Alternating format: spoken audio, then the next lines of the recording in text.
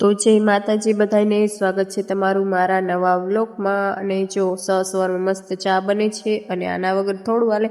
અને મારું તનુડું જો કેટલું મસ્ત રમે છે અને બેસી ગયા છે નાસ્તો કરવા। ચાલો તમારે કોઈને અને જો સવારમાં કાનાની સિરિયલ હાલે છે અને મેં નાસ્તો કરીને તનુને ઘડીક વાર રમાડી અને પછી જો રમે છે। અને હું હવે મારું મિશન સંભાળીશ, કેમ કે કામ તો કરવું પડે ને।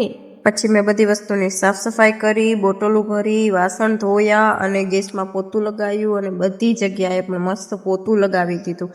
પછી મને એમ થયું કે હાસ લે, હવે હું નવરી થઈ। પણ ના, બાજરો તો મારી વાટ જોતો તો, કેમ કે દવણું તો કરવું પડે। રોટલો તો આપણને બહુ ભાવે છે તો દવણું કરું। ત્યાં તો અમારા બેન, મમ્મી તું રેવા દે, દવણું તો હું કરી નાખ। બોલો લ્યો, આને દવણું કરતા પછી મેં કીધું કે તું ટમેટું ખા, દવણું તો હું જ કરી નાખીશ। જો મસ્ત મજાની કેવી ટમેટું ખાય છે ને જો।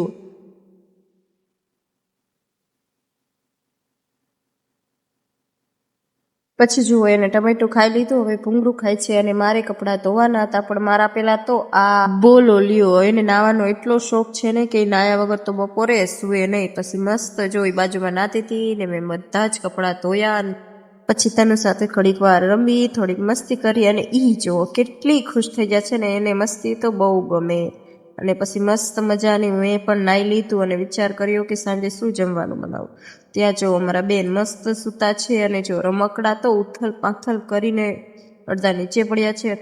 ફાઇનલી તો 7 વાગી ગયા હતા, તો પેલા તો મસ્ત માતાજીને અગરબત્તી કરી, મારા હાહુને પણ અગરબત્તી કરી નાખી અને જુઓ તનુને મસ્ત ચાંદલો કરી દીધો। પછી અગરબત્તી કરીને વિચાર કર્યો કે આજે તો જમવામાં દાળ ભાત બનાવું। તો દાળ અને ભાત કાઢી લીધા છે અને આ બંનેને હવે આપણે ધોવાના તો, અને દાળને તો ગરમ પાણી થવા પડે અને પાણી ગરમ થાય ત્યાં સુધી આપણે આની મસ્તી જોવી। જો ડબ્બો અહીંયા છે અને એનું ઢાંકણું તો ક્યાંય ઉડે છે। જો આની મસ્તી તો જુઓ, બધું ઉથલ પાથલ હમણાં કરી નાખશે।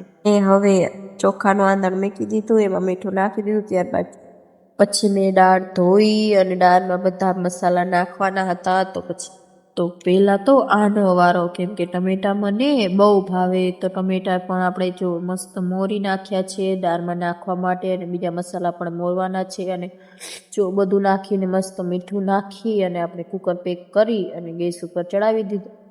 પછી ચોખા પણ ધોઈને ઓરી દીધા અને જો હું ને મારું તનુ બે દુકાને જઈ અને આટલું વસ્તુ લઈ આવ્યા। અને દાળમાં જો સિંગ નાખવાની બાકી હતી તો સિંગ નાખી દીધી। ત્યારબાદ જો સેવનું શાક પણ મસ્ત બની ગયું છે, ભાત પણ થઈ ગયા છે અને દાળ પણ બફાઈ ગઈ।